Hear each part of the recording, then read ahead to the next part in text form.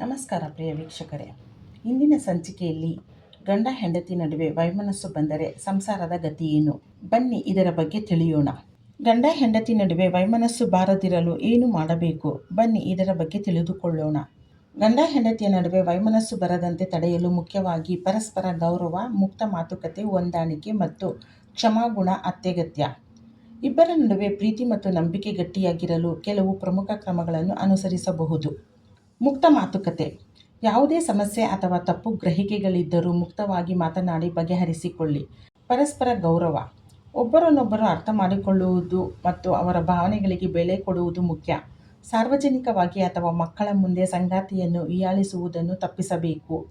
ಹೊಂದಾಣಿಕೆ ಮತ್ತು ಸಹನೆ. ಸಂಸಾರ ಎನ್ನುವುದು ಒಂದು ನೊಗದ ಎರಡು ಎತ್ತುಗಳಿದ್ದಂತೆ. ಪ್ರತಿಯೊಬ್ಬರಲ್ಲೂ ಒಂದಲ್ಲ ಒಂದು ಕೊರತೆ ಇರುತ್ತದೆ. ಅದನ್ನು ಒಪ್ಪಿಕೊಂಡು ಹೊಂದಾಣಿಕೆಯಿಂದ ಹೋಗಬೇಕು. ಸಮಯ ನೀಡುವುದು. ಇಬ್ಬರು ಜೊತೆಯಾಗಿ ಗುಣಮಟ್ಟದ ಸಮಯವನ್ನು ಕಳೆಯಿರಿ. ದೈನಂದಿನ ಕೆಲಸದ ಒತ್ತಡದ ನಡುವೆಯೂ ಪರಸ್ಪರ ಆಸಕ್ತಿಗಳಿಗೆ ಮತ್ತು ಮಾತುಕತೆಗೆ ಆದ್ಯತೆ ನೀಡಿ. ಕ್ಷಮಾಗುಣ. ಚಿಕ್ಕಪುಟ್ಟ ತಪ್ಪುಗಳನ್ನು ದೊಡ್ಡದು ಮಾಡದೆ ಕ್ಷಮಿಸಿ, ಮರೆತು ಮುನ್ನಡೆಯುವ ಗುಣವನ್ನು ಬೆಳೆಸಿಕೊಳ್ಳಿ. ಮೆಚ್ಚುಗೆ ವ್ಯಕ್ತಪಡಿಸಿ. ಸಂಗಾತಿ ಮಾಡುವ ಸಣ್ಣಪುಟ್ಟ ಕೆಲಸಗಳಿಗೂ ಧನ್ಯವಾದ ಹೇಳಿ ಅಥವಾ ಮೆಚ್ಚುಗೆ ವ್ಯಕ್ತಪಡಿಸಿ. ಇದು ಸಂಬಂಧವನ್ನು ಇನ್ನಷ್ಟು ಗಟ್ಟಿಗೊಳಿಸುತ್ತದೆ.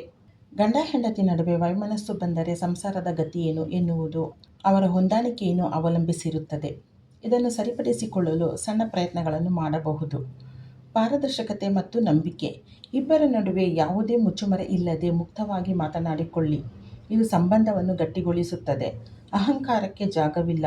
ನಾನು ಯಾಕೆ ಮೊದಲು ಮಾತನಾಡಬೇಕು ಎಂಬ ಹಠ ಬಿಟ್ಟು ನಮ್ಮ ಸಂಸಾರ ಚೆನ್ನಾಗಿರಬೇಕು ಎಂಬ ಕಾಳಜಿ ಇರಲಿ. ಸಮಸ್ಯೆಗಳನ್ನು ಮೂರನೇ ವ್ಯಕ್ತಿಗೆ ಹೇಳಬೇಡಿ. ಗಂಡ ಹೆಂಡತಿಯ ನಡುವಿನ ಜಗಳವನ್ನು ಹೊರಗಿನವರ ಬಳಿ ಚರ್ಚಿಸುವುದರಿಂದ ಸಮಸ್ಯೆ ಇನ್ನಷ್ಟು ದೊಡ್ಡದಾಗುತ್ತದೆ.